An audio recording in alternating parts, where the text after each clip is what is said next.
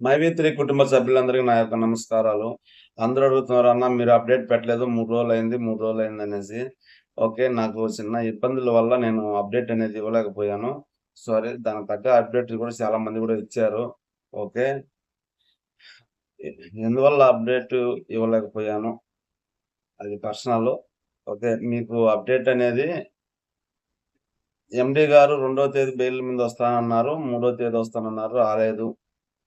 5వ తేదీ అనేది వాయిస్ రికార్డింగ్ ఇస్తానన్నారు. రాలేదంటే ఆ రోజు మనకి కార్తిక్ గారు చెప్పిన విశేషాలేంటంటే, ఏ రోజైతే బెయిల్‌కి అప్లై చేస్తామో, అదే రోజు కూడా మనకి బెయిల్ అనేది వస్తది. అదే రోజు వీరింగ్ అనేది విచారణ అనేది జరుగుతుంది. అది దాని ద్వారాగానే మనకు బెయిల్ అనేది అదే రోజు వస్తది. వచ్చేస్తారు అదే రోజని గూడా తను చెప్పడం జరిగింది. కానీ ఆ సిస్టమేటిక్ అనేది మారడం జరిగింది. మారిందంటే ఏదో 10 రోజులు, 20 రోజులు కాదు. 2వ తేదీ కూడా దాన్ని అప్డేట్ అనేది బెయిల్‌కి చేయలేదు. 3వ తేదీ అనేది చేశారు. ఇప్పుడు 4, 5 అనేది వీరింగ్‌కెళ్ళాలంట. నేను అడిగాను, "అన్న మీరు అప్పుడొక మాట, ఇప్పుడొక మాట చెప్తున్నారని" గూడా నిన్న ఫోను చేసి కూడా అడగడం జరిగింది. ఆ రోజు అలా చెప్పారు. ఈరోజు ఏంది ఇలా చెప్తున్నారు అని గూడా నేను అడగడం జరిగింది. అడిగితే వాళ్ళు చెప్పిన విశేషాలేంటంటే, ఇదొచ్చి ఒక సిస్టమేటిక్కు. దాన్ని మనం ఫాలో అవ్వాలి గానీ, మనల్నయితే వాళ్ళు ఫాలో అవ్వరు. ఏదైనా ఒక, ఒక సిస్టమ్‌గా పోవాల్సిందేను.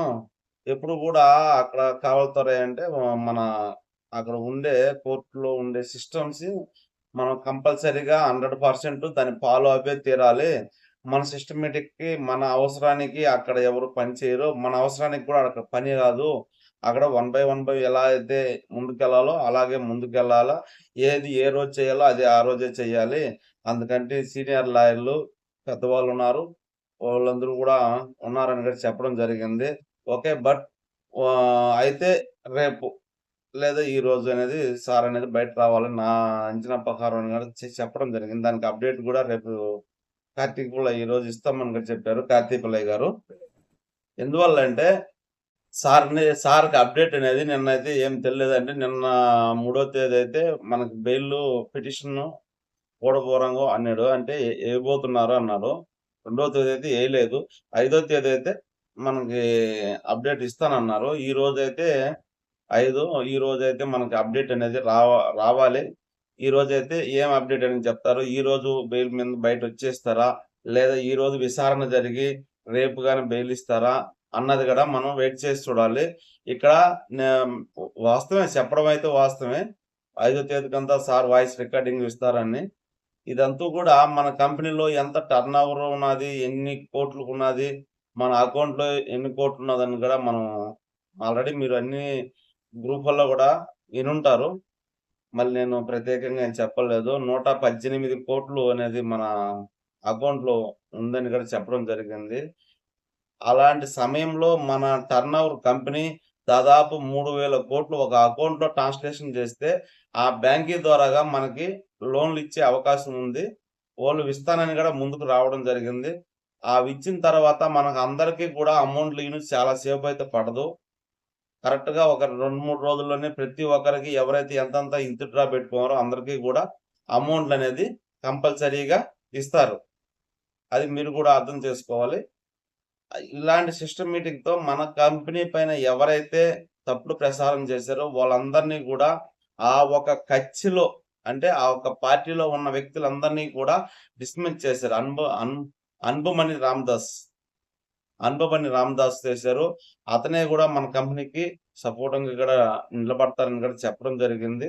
అలా నిలబడితేనే తను వచ్చే ఎలక్షన్‌లో గూడా మనకు ఓట్ బ్యాంక్ అనేది దెబ్బ తీయకుండా ఉంటాదని గూడా తను ఆలోచించి, ఎవరైతే ఈ 69,00,000 మంది ఎవరైతే సారీ 60,00,000 మంది ఎవరైతే ఉన్నారో, అందరూ కూడా తమిళనాడుకు చెందిన ఎక్కువ మంది ఉండే చోట్లోనే ఈ యొక్క ఇది ఏలు పెట్టావని జెప్పి అశోక్ సీనని గూడా తిట్టడం జరిగింది. ఇదే విధంగా ఇంకొక రోజు వెయిట్ చేయండి. అంటే ఇప్పుడు 5, రేపు 6 ఈ రోజనేది అప్డేటు రేపొస్తారా సారు, ఈరోజు వస్తారనేది గూడా మనకి క్లియర్‌గా అర్థమైపోతుంది. ఒకరోజు, 2 రోజుల్లో ఏం కాదు. మీరందరూ గూడా అర్థం చేసుకొని మీ అమౌంట్ అయితే ఎక్కడికి పోదు.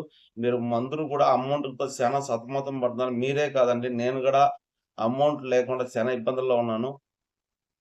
అదే విధంగా ప్రతి ఒక్కరం గూడా ఇన్ని రోజులు వెయిట్ చేసాం. మనం గెలవటానికి కారణం గూడా మనమే.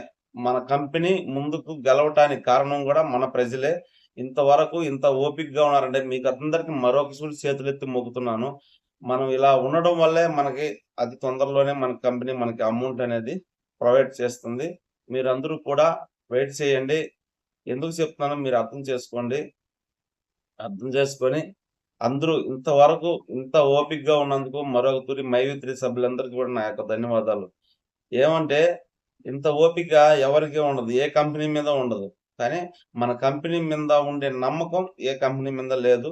మీరు పెట్టుకున్న నమ్మకం మన ఎండీ సార్ గారు దాన్ని వమ్ము చేయరు. ప్రజలే నా సొత్తు అన్నాడు కాబట్టి కంపల్సరీగా 100% కూడా అందరికీ గూడా అమౌంట్ అనేది ఖచ్చితంగా పడతాయి.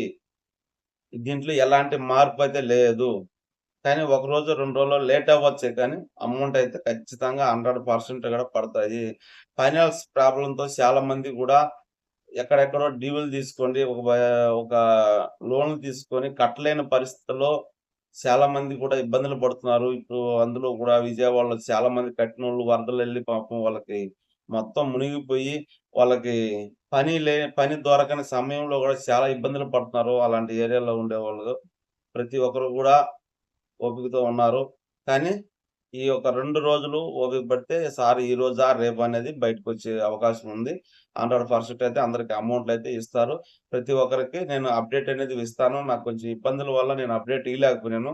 ఎవరు ఏమనుకోవద్దు, క్షమించండి. అలాగే మైవి3 కుటుంబ సభ్యులందరూ గూడా ఏమనుకుంటున్నారో, మీకు ఏం తోస్తుందో అనేది కూడా నాకు కామెంట్‌లో పెట్టండి. ప్రతి ఒక్కరికి నా యొక్క ధన్యవాదాలు. Thank you. All numbers.